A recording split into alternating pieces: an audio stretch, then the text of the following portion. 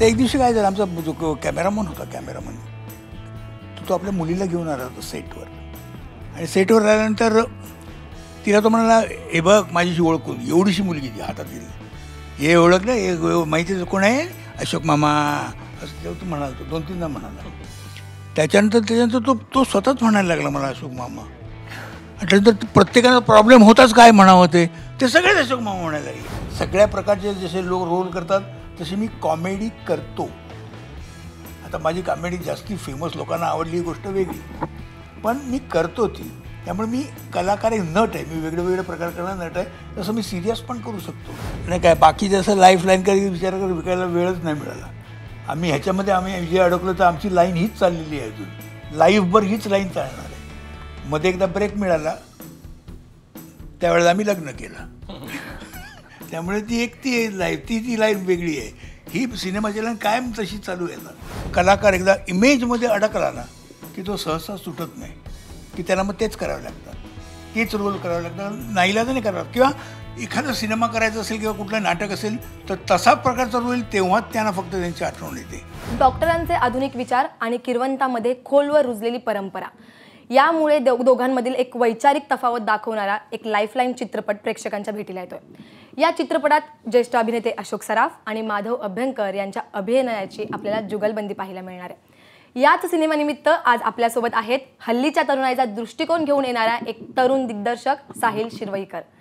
तर रात्रीच खेळ चाले मधील अण्णा उर्फ माधव अभ्यंकर यांनी प्रेक्षकांच्या मनात स्वतःची एक वेगळी भूमिका, एक वेगळं स्थान निर्माण केलं आहे.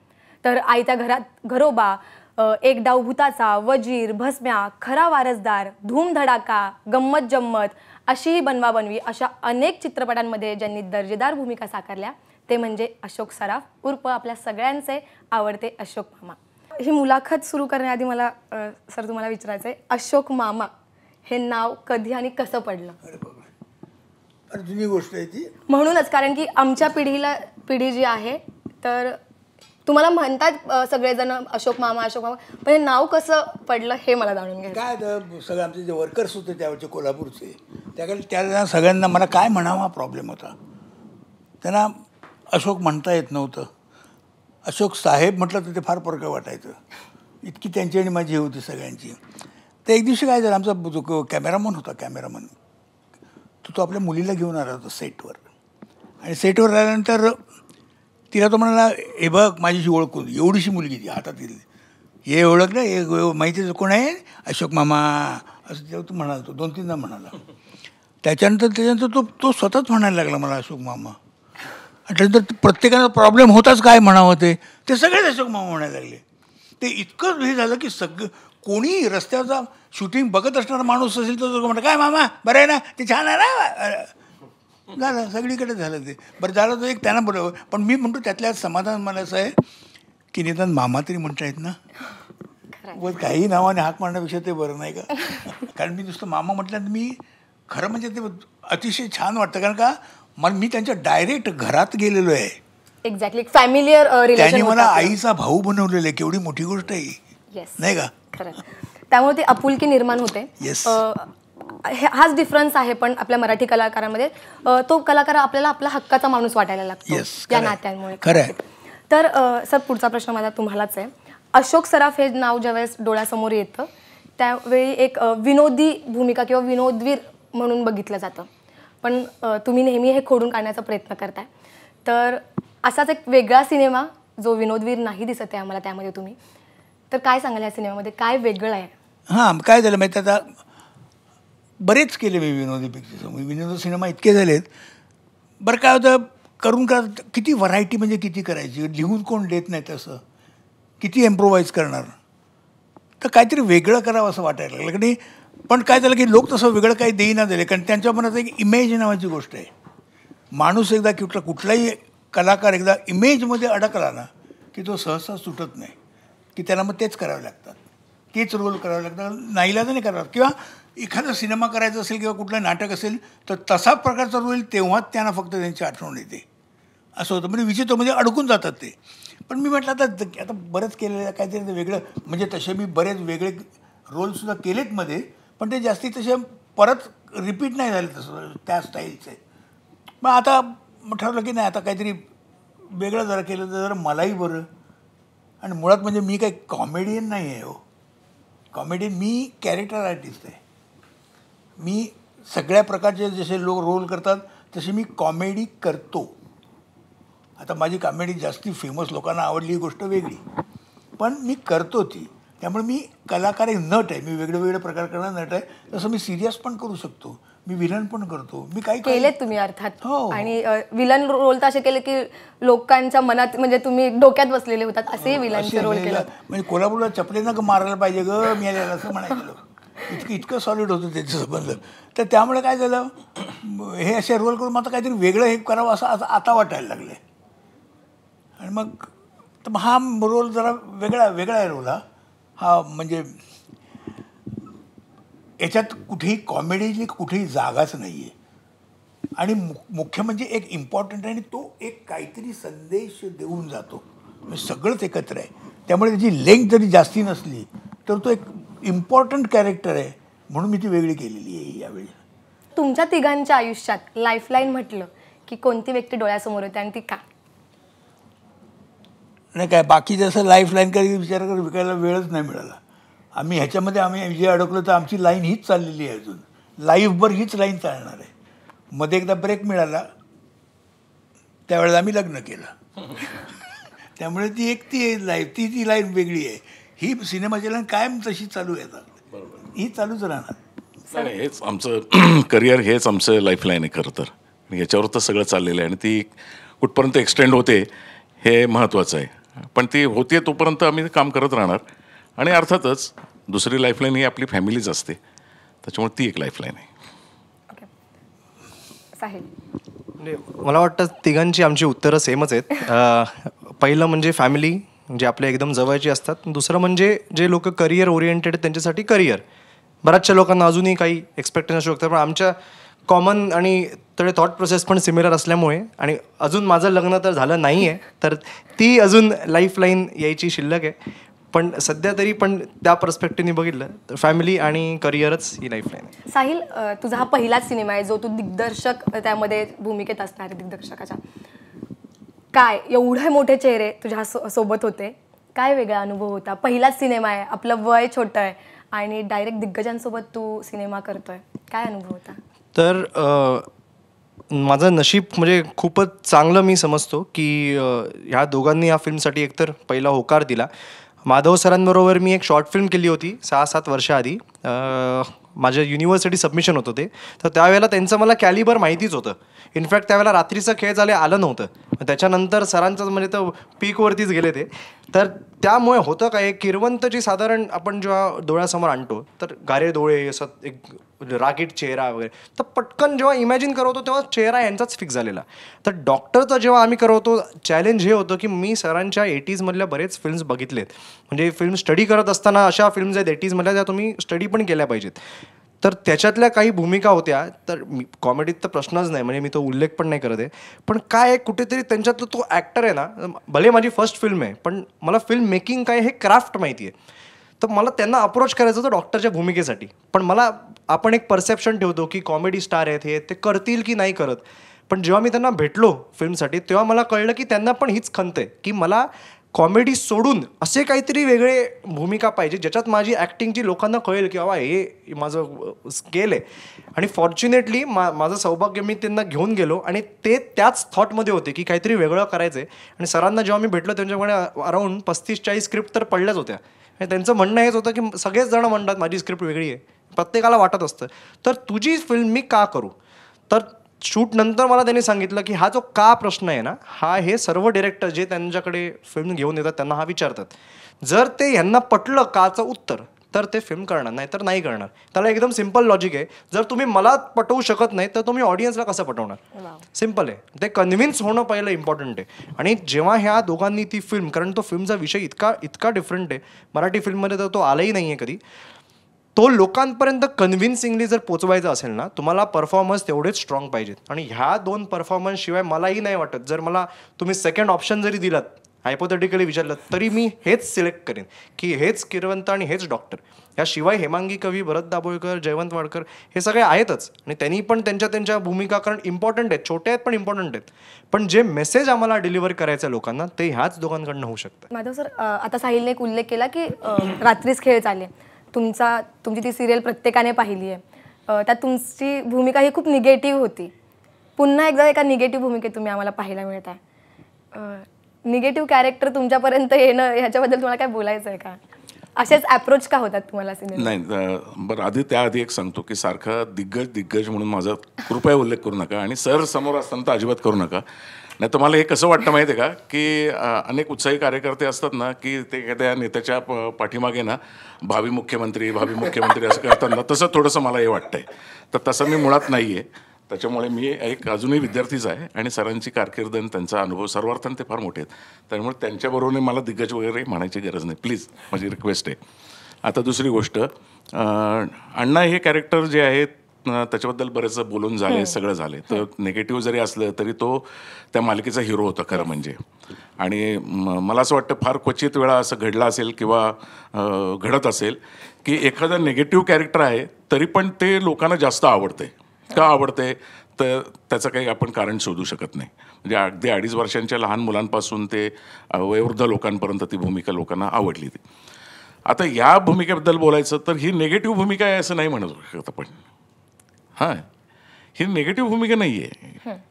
किरवंताची जी भूमिका आहे ती निगेटिव्ह नाही आहे, ती पॉझिटिव्हच भूमिका आहे. पण त्याचा एक काय म्हणतो ना आपण, एखाद्या त्याचं मत जे असतं ते मत एखाद्या निगेटिव्ह वाटू शकतं त्याचं.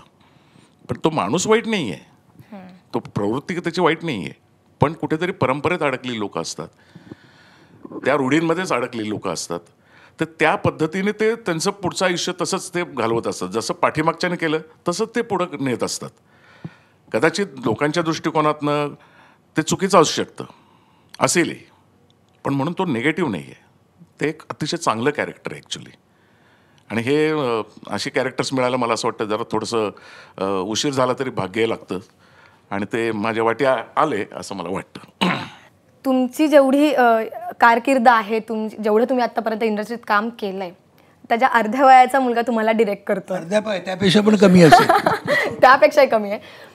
तर काय वेगळा अनुभव काय होता की एवढ्या यंग मुलासोबत तो तुम्हाला डिरेक्ट करणार, तो तुम्हाला सांगणार हे असं करायचंय, हे असंच करायचंय? काय अनुभव होता वेगळा ह्या युवा पिढीसोबत काय काम करताना? कला म्हटली ना की तो लहान तो मोठा असं कधीच होत नाही.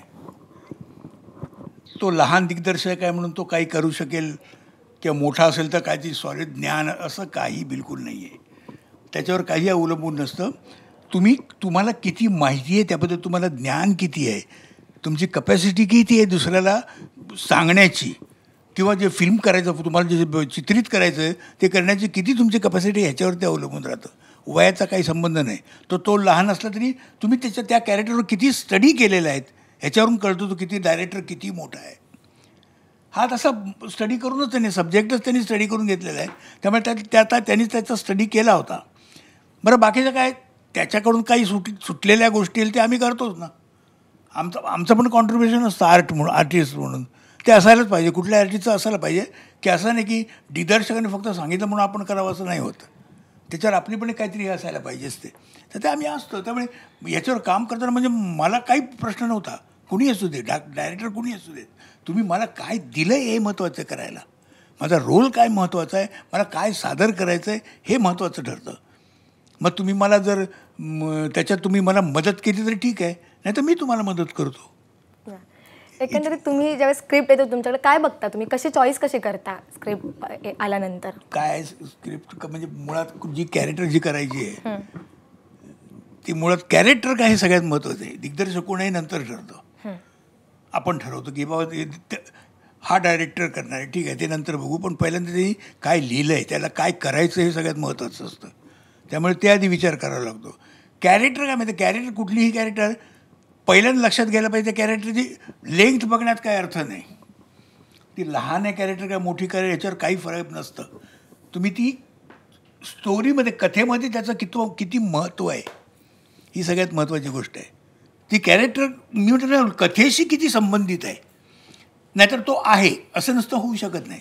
आहे संबंध पिक्चर बरं आहे, हिरोचा मित्र आहे, काय करतो त्याच्यावर फिरत असतो, आहे संबंध पिक्चरवर, पण नुसतं फिरत असणं म्हणजे काही कॅरेक्टर नव्हे ना, ते बघायला पाहिजे.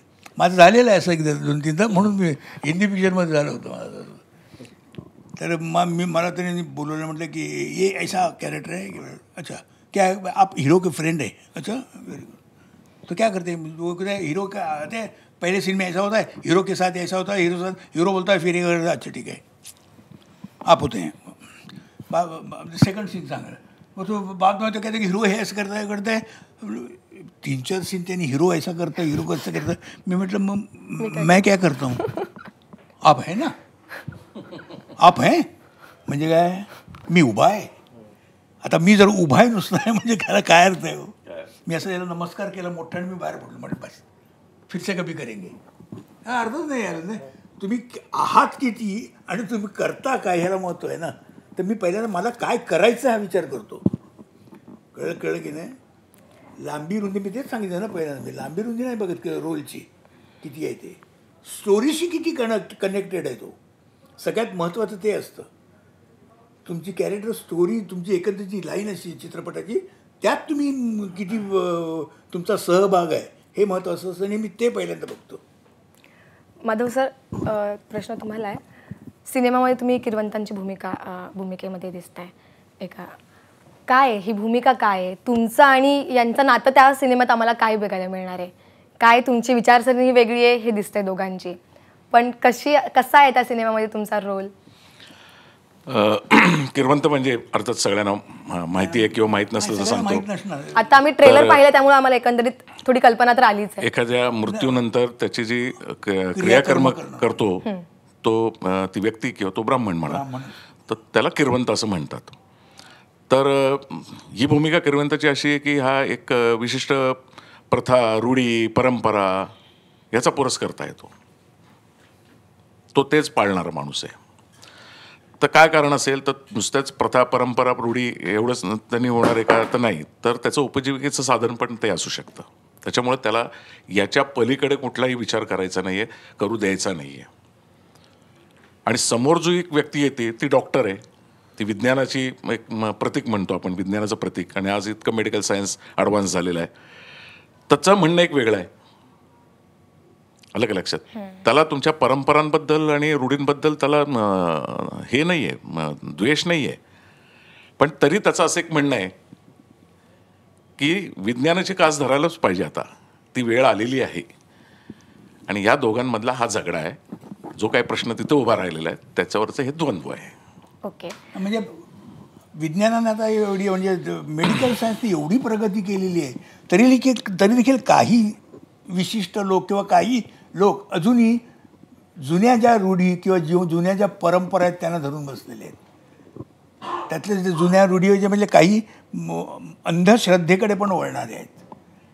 आणि त्या अंधश्रद्धा ह्या जास्ती डोकं वर काढतात. त्या अंधश्रद्धा त्याच्या अगेन्स्ट विज्ञान असा तो कॉन्फ्लिक्ट. म्हणजे श्रद्धेचा अतिरेक झाला की ती अंधश्रद्धा होते. माणूस त्याच गोष्टी करत राहिला की शेवटी एक झापड आपण म्हणतो ना, तशी ती झापड लागते. आणि मग ती त्याचा प्रसार पुढे पुढे तसाच होत राहतो की हे असंच असतं आणि हे असंच असायला पाहिजे, असंच करत राहायला पाहिजे, असं मला वाटतं. साहिल, आत्ताची जी पिढी आहे खूप सोशल मीडिया ॲडिक्टेड पिढी आहे.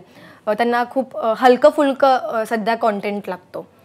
या अशा वळणाकडे जाताना एका वेगळ्या विचारसरणीची तू मूवी घेऊन येतोयस, तर तुझं काय मत आहे या सिनेमाबद्दल, किंवा का या विषयावर आपण करावं, का असं वाटलं? 2-3 उत्तर आहेत त्याची तशी बघितली तर. एक तर फिल्मच्या पर्स्पेक्टिव्हनी सांगायचं झालं तर पहिलीच फिल्म होती आणि मराठी चित्रपट ह्या बाकी चित्रपट सृष्टींच्या कंपॅरिझन म्हणजे हिंदी किंवा कुठलेही बंगाली वगैरे ह्याचा जो ऑडियन्स आहे ना, याला काहीतरी वेगळं नेहमीच लागत आलंय. म्हणजे बाहेरच्या लोकांना जेव्हा आम्ही हिंदीतल्या कुठल्याही दिग्गज ॲक्टर्सना जेव्हा वगैरे भेटतो कुठल्याही कशासाठी कामासाठी, त्यांनाही जेव्हा सांगितलं की आम्ही मराठी चित्रपट हात जोडून त्यांनी नमस्कार केले. ते मला नाही, ते त्या चित्रपटसृष्टीला. आणि हे फॅक्ट आहे. तर काय होतं, ते ज्याला हात जोडतायत ना त्याला आपण कंटेंट म्हणतो. तो कंटेंट आज मराठीत तितक्या प्रमाणात येत नाही आहे. म्हणजे 5-6 वर्षामध्ये एक फिल्म येते, याला आपण म्हणतो. आज मी तुम्हाला 2-4 नावं सांगितली, तुम्हाला आजही लक्षात असतील, गेल्या 7-8 वर्षात आलेली. पण मधली जर मी तुम्हाला नावं सांगितली, तुम्हाला गुगलवरती सर्च करायला लागतं आणि ती येऊन गेली एकाच फळीतले पिक्चर, ते ॲडल्ट कॉमेडी वगैरे. तर मला ते नाही जमत. मला तोच दर्जा मराठीचा मेंटेन करायची माझी इच्छा आहे, पहिला चित्रपट असल्यामुळे. खूप वेगळा विषय हा खरं तर अशोक सर. पण ज्यावेळेस मराठी चित्रपट चालत नाही असं म्हणतात, मग त्याची कारणं काय आहेत, की काय मग कमी पडतं मराठी सिनेमामध्ये, असं काही वाटतं तुम्हाला? काय आता कारण की आपण विषय तर खूप चांगले देत राहतो, काही ना काही देतच असतो, पण मग काय? काय म्हणजे बेसिकली असं झालं आहे की कथेच्या दृष्टीने आपण कमी पडतो असं मला वाटतंय. बरं, वेगळं काही द्यायचं म्हटलं तर तेही चालत नाही असंही होतं आहे. त्यामुळे ऑडियन्स हे जे लोक यांना निश्चित काय पाहिजे हे आपण ठरवू शकत नाही आहे. त्यांना जर निखळ कॉमेडी दिली तर ते त्यांना जास्ती पसंत होते, पडते, ते त्यांनी निश्चित बघायला जातील. त्यांना एखादं तुम्ही सब्जेक्ट द्या, वेगळा वेळ द्या, किंवा काही प्रश्न कुठला तरी द्या, सामाजिक प्रश्न, त्यांना त्याच्यात इंटरेस्ट नाही. कारण स्वतः ते भोगतच असतात ना, ते त्यांची मेंटॅलिटी फक्त असं कर्मणूक एवढीच असते जाऊन तिकडे. त्यामुळे सहजासहजी ते लोक घेत नाहीत तसं सब्जेक्ट. मग थोडे दिवस चालतो, मग तो कुठेतरी वेगळ्या ह्याच्यावर जातो, प्राइझिस आणि ह्याच्यासाठी आणि अवॉर्डसाठी जातो. त्यामुळे काय होतं, एक चांगला पिक्चर केला, याच्या पलीकडे त्याचं काही महत्त्व राहत नाही. कमर्शियली हे पिक्चर असे फ्लॉप होतात. अजून लोकांना असल्या वेगळ्या स्टाईलचे प्रॉब्लेम्स असलेले पिक्चर्स बघण्याची सवय लागलेली नाही अजून. त्यांना ती सवय व्हायला पाहिजे की हे पिक्चर चांगलं आहे, आणि त्याचा त्यांनी प्रचार त्यांनी स्वतःहून करायला पाहिजे, सांगून लोकांना की बाबा हे पिक्चर चांगलं आहे, तुम्ही बघायला जा. पण तसं होत नाही, तसं काही चालत नाही. त्यामुळे जेव्हा हे चालतात पिक्चर, येतात जाऊ पिक्चर, तेव्हा येतात, बघतात, जातात, त्याला काही राहतच नाही. कॉमेडी पिक्चर फक्त थोडा वेळ बघितलं जातात, कारण त्यात कर्मणूक जास्ती असते, आणि माणसाला कर्मणूक हा म्हणजे अगदी जरुरी विषय झालेला आहे. एक्झॅक्टली. सर, तुम्ही एवढ्या वर्ष ह्याच्यामध्ये काम करता या इंडस्ट्रीत, ज्यावेळेस आधीचे जे तुमच्या काही ज्यावेळेस सिनेमे होते त्यावेळेस ना प्रमोशन करण्याची पद्धत वेगळी होती. आत्ताची प्रमोशन करण्याची पद्धत खूप वेगळी झाली आहे. सोशल मीडिया, इन्फ्लुएन्सर्स, ह्या सगळ्या गोष्टींमध्ये हे सिनेमे, मग ते कोणीही असो, प्रत्येकजण हा इन्फ्लुएन्सर सोबत आपले प्रमोशन करताना दिसतोय. याबद्दल काय म्हणायचं आहे, की सिनेमाला आणि इन्फ्लुएन्सर्सला जोडण्याची गरज आहे? काय माहिती, पूर्वी तसं नव्हतं. तरी देखील पूर्वी पिक्चर सिल्वर ज्युबिली व्हायचे, गोल्डन ज्युबिली व्हायची, डायमंड ज्युबिलीसुद्धा झालेली आहेत मराठी पिक्चर व्हायचे असे त्यावेळेला. काय असतं, तुम्ही लोकांना जशी सवय लावाल तशी होत जाते. आता त्याचे कुठलीही गोष्ट आता वाजवल्याशिवाय चालतच नाही आहे, तर काय आहे, त्यांना पहिल्यांदा दाखवलं की हे असं आहे, तेव्हा तो जाणार, तेव्हा बघणार. हे आपणच करून ठेवलेलं आहे. पूर्वी काय होतं, पण तसं काही नव्हतं. पेपरमध्ये फक्त एक आठवडा आधी फक्त एक जाहिरात यायची, ती संबंध आठवडा चालू राहायची जाहिरात, बस. त्याच्या पलीकडे कुठलं दुसरं काही नव्हतंच. मग ज्या दिवशी रिलीज असेल त्या दिवशी एक प्रेस कॉन्फरन्स बोलवली जायची, त्यांना तो सगळा शो दाखवला जायचा सगळ्या प्रेसच्या लोकांना. टी व्ही हे मीडिया नसल्यामुळे तो प्रश्नच नव्हता.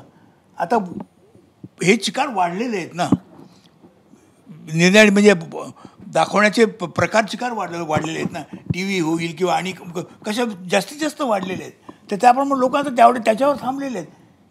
त्यामुळे काय होत आहे,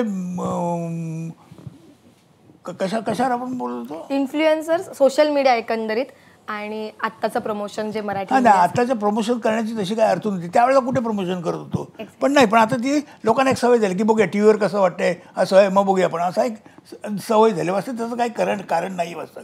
जो खरा पिक्चर बघणार असतो, नाटकाच्या बाबतीत काय होत नाही असं. नाटकाची जाहिरात केल्यावर नाटक हाऊसफुल होतं का? त्याचा एक प्रेक्षक वर्गच वेगळा आहे, आणि त्यांना तो विचार करायची आहे की नाटक चांगलं आहे ना, नाटकला जाणार, पेपरात जाहिरात वाचली नाटक आहे, ठीक आहे, कळलं नाटक आम्हाला आहे, आर्टिस्ट अशी हे यांनी लिहिलेलं नाटक, ठीक आहे, जायचं, हाऊसफुल होतात. परत पिक्चरच्या बाबतीत का असं होत नाही, नाही का? त्यावेळेस सुद्धा मला असं वाटतं की वर्तमानपत्रातली जाहिरात फक्त आणि सिंगल थिएटर्स होते. आणि एक सुरुवातीचे एक 4-5 दिवस की एक आठवडा आपण धरूयात आणि ते कानोकानी ना सगळीकडे पसरायचं की ती फिल्म Mouth बघा. publicity. माउथ पब्लिसिटी ज्याला म्हणतो आपण ना, ती इतकी व्हायची की मग लोंढेच्या लोंढे तिकडे त्या सिनेमाला जायला लागायचे. बरं आपल्या त्यावेळी गरज मराठी नव्हती. आपल्या लोकांना मराठी लोकांची एक खासियत आहे, ते कोणीतरी त्यांना सांगितल्याशिवाय नाही बघणार. हां, हो. ते 7 जणांना विचारतील, जाणून घेणार आधी. जाणून काय ते कसं आहे पिक्चर, बरं आहे का, बरं आहे का? तर म्हणतात हो चांगलं पिक्चर असं. पण तरी देखील ते आणखी 3-4 जणांना विचारणार, चांगलं आहे का, हो, मग ते जाणार. चोखंदळ आहेत लोक ते त्या बाबतीत. कशी निवड करायची हेही पण बरोबर कळतं. उगाच आपलं बाकीच्या ऑडियन्ससारख्या नाही की लागलाय तर चला आता पिक्चर, असं नाही कधीच. ते कितपत चांगलं किती आणि वाईट किती हे पहिल्यांदा बघणार. आता मराठीमध्ये सुद्धा इतके सब्जेक्ट आले, काही म्हणजे ज्याला म्हणून आपण मेसेज देणारे सब्जेक्ट आले, पण त्या सगळ्या सब्जेक्टची परिस्थिती फार वाईटच होती ना.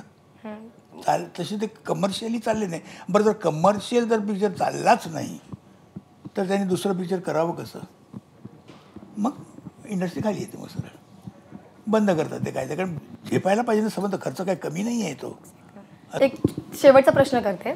शेवटचा प्रश्न करू ना? नाही करा. तुमची जी आत्तापर्यंत आम्ही एवढं काम बघितलंय, अजूनही तेवढीच एनर्जी कशी काय तुमच्यामध्ये? आणि माझ्याकडे यांच्यामध्ये पण हा, आहे. मी तुमच्याकडेच म्हणते. पिक्चर यांनी केलेलं एवढं संबंध. कशी एवढी एनर्जी या वयात कशी यात तुमच्या दोघांकडे? माणसाने आपल्याला काय करत असलो ह्याच्यावर जर कॉन्सन्ट्रेट केलं ना, तर तुम्हाला आपण किती थकतो आणि किती याचा विचार येत नाही कधी. तुम्हाला त्याच्यात जर तुम्ही पुरे जर इन्व्हॉल्व असाल तर, आणि ते तुमचा जर तो आवडीचा सब्जेक्ट असेल तर कधीच तुम्ही थकणार नाहीत. मी अजूनही कधी थकत नाही. मला उलट मी लोकांना तुला पॅकेजवाला एवढंच नाही, बघ ना एखादा आणखी सीन घे ना, बघ होईल बघ ना, असं मी बोलतो. आता ह्याचा मी पिक्चरमध्ये केलं, पिक्चरमध्ये कम्पॅरेटिव्हली सीन कमी आहेत मला, आहेत ते का सीन का कमी त्यांचे? याचं कारण तेवढेच आहेत म्हणून त्याला पॉवरफुल हे कॅरेक्टर आहेत ही, पण सीन्स कमी आहेत. पण मला असं वाटलं ना, जे सीन कमी आहेत, अजूनही वाटतं ना मला त्याच्यात सीन कमी पडले, आणखी मी काहीतरी करता आलं असं, आणखी काहीतरी करता आलं असं. कसं 2 प्रकार असतात. एक कधी कधी प्रोटॅगॉनिस्ट अँटॅगॉनिस्ट असतो, कधी कधी लीड पॅरलल लीड असतो. पण आम्ही प्रोटॅगॉनिस्ट म्हणजे प्रमुख भूमिका आणि अँटॅगॉनिस्ट कॅरेक्टर वाईज आहे. तेच आलंय किंवा हिरो हिरोईन वगैरे तुम्ही किती बघणार ना. म्हणजे वेगळेपणा म्हटलं तरी परत ते तिकडेच वेगळा म्हणून तिकडे जसं सरांकडे ज्या स्क्रिप्ट येतात वेगळेपणा, एक कॅरेक्टर, एक नवरा बायको, हे ते असं ते येऊन शेवटी तिकडेच येणार आहे. जे तुम्ही बघितलं ट्रेलरमधनं पण कळतं, अरे हे तर बघितलंय. लोक ट्रेलर बघूनच मुळात जाणार नाहीत. तर तोच इंटरेस्टिंग पाहिजे. तुम्ही ट्रेलरमध्ये हेच गेस नाही करू शकत, हे निगेटिव्ह का हे निगेटिव्ह का वेगळंच कोणतरी निगेटिव्ह का हे पॉझिटिव्ह आहेत की हे आहेत.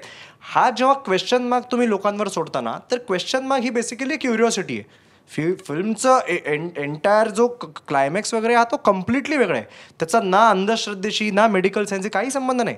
तो इमोशनल आहे पूर्ण.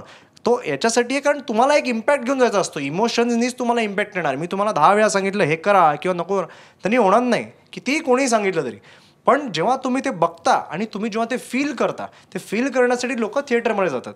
OTTवरती वगैरे कसं आहे, आम्ही तो विचार केला होता OTTवरती आणूया. आता समजा 2 तासाची फिल्म आहे, तुम्ही पाऊण तासावरती पॉज केली, तुम्ही गेले ट्रॅव्हल केलं, रात्री परत तुम्ही संध्याकाळी ट्रेननी जाताना ती परत बघणार.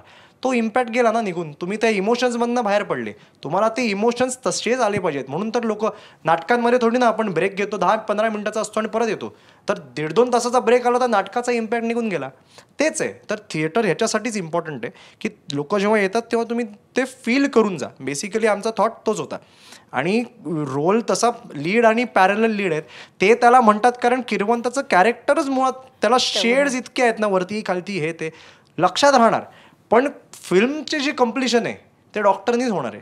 कारण आमचा कॉन्फ्लिक्टचं मिनिंगच ते आहे ना की अंधश्रद्धेला लांब ठेवा आणि मेडिकल सायन्स. श्रद्धा आणि मेडिकल सायन्स एकत्र आहे. कारण आम्ही जे रेफरन्स जे दिले आहेत ते आपल्या पुराणातलेच आहेत की भगवद्गीतेत सुद्धा काही उल्लेख आहे त्या गोष्टींचा आणि ते फिल्ममध्ये सुद्धा आहे. आणि डॉक्टरसुद्धा धर्माला धरूनच करणाऱ्या त्याच पुरोगामी विचारांचे आहेत. पण लोक मिसअंडरस्टूड आहेत. लोकांपर्यंत चुकीचं पोचलं. जसं आपण म्हणतो रात्रीच्या वेळेला नखं कापू नका, घरात वाईट होईल. पण ते आधीच्या काळात ह्यासाठी होतं कारण तेव्हा बल्बच इन्व्हेंट झाले नव्हते. तर दुपारच्या वेळेला कापले, म्हणजे उजेडात कापले तर तुम्हाला जखम नाही होणार. पण आता त्याचं मिनिंग वेगळं होऊन येतं. तर आता मला समजा निघायचं उद्या सकाळी तर मी तर रात्रीच कापणार ना नखं. वाईट तर कोणाचं होत नाही. हेच आहे की भीती जेव्हा येते ना त्या अंधश्रद्धेमुळे, तिकडे माणूस 10 वेळा विचार करायला लागतो आणि विचार करायचा नंतर सोडून देतो. तर ते विचार करणं इम्पॉर्टंट आहे. टळत नाही, कारण माणसाच्या मनात भीती ही कायम असते. हे जर मी नाही केलं तर मग मला काय विचार होईल, आता मग जर असं झालं तर बघ, पाप लागेल, येस देव काय म्हणेल. हे जे आहे ना, हे काय झालं, संस्कारक्षम मन असल्यामुळे आणि भित्र असल्यामुळे भीती या दृष्टीने की नाही मला वाईट होईल, असं नको बाबा असं करायला, ही जी कायम भीती स्वभाव आहे माणसाचा तो त्याच्यामुळे हे जास्ती घडत असतं. तो जो स्वभाव आहे त्याच्यातून खरं काय आणि खोटं काय हे बाहेर पडलं पाहिजे, असा थॉट आहे हा. आता काही दिवसांपूर्वी राजसाहेब ठाकरेंनी सांगितलं की तुम्ही विद्युत दाहिनीचा वापर जास्त करा आणि लाकडांचा मृत्यू पश्चात जे काय आपण अंत्यविधी करतो तो लाकूड वापरू नका, त्यांनी निसर्गाचा ऱ्हास होतोय, खूप वृक्षतोड होतीये. आता ह्याबद्दल काही लोकांनी लगेचच हे केलं की काय नाही आपली परंपरा आहे त्याचं कसं असं होईल, आणि काही लोकांनी ते मान्य केलं की नाही बरोबर आहे की आपण ते विद्युत दाहिनीत करणं गरजेचं आहे. आता म्हणजे हे बघा, हे लगेच आहे, म्हणजे ही परंपरेने चालत आले म्हणून ते करायचं, पण खरोखरच असं कोणी विचार करणार आहे का, आणि तो मोठ्या प्रमाणावर स्केलवर होणार आहे का, की खरोखरच आहे वृक्षतोड किती करायची, आपण किती करायची, आणि मग आपण ग्लोबल वॉर्मिंग आणि अमुक तमुक या सगळ्या गप्पा मारणार. तर ही सुरुवात कोणीतरी केली पाहिजे. त्याला ट्रोल करण्यापेक्षा आपण खरोखरच विचार तरी केला पाहिजे की बरोबर आहे भाऊ, सहज बसले बसले विचार करू शकतो ना माणूस की खरंच आहे. आपण जर हे दुसरा पर्याय निवडला तर एकूण एक काय, शेवटी आपल्याला तुमची जी श्रद्धा आहे, जी करायचं आहे तुम्हाला ते अंत्यविधी, तो होणारच आहे ना. येस. तर एकंदरीत या चित्रपटात डॉक्टर आणि किरवंतांमधील संघर्ष दाखवण्यात आलाय. ज्ञान आणि विज्ञान एकत्र आलं तर कित्येक गरजूंचे प्राण वाचू शकतील या मताचे डॉक्टर आहेत. तर माणसांच्या आयुष्यात 2च जण महत्त्वाचे असतात, एक भगवंतो जो जन्म देऊन खाली पाठवतो, आणि दुसरा किरवंतो जो निरोप देऊन वर पाठवतो. या विचारसरणीचे किरवंत आहेत. या दोघांच्याही संघर्षात अनेक टप्पे येतात. डॉक्टर की किरवंत, कोणाचा विजय होईल, कोणाची बाजू योग्य ठरेल हे आपल्याला चित्रपटात दिसणारच आहे. तुम्हा सर्वांचे खूप खूप धन्यवाद, तुम्ही एबीपी माझ्याशी आज गप्पा मारल्याबद्दल. Thank you thank you so much. ABP Majha, उघडा डोळे बघा नीट.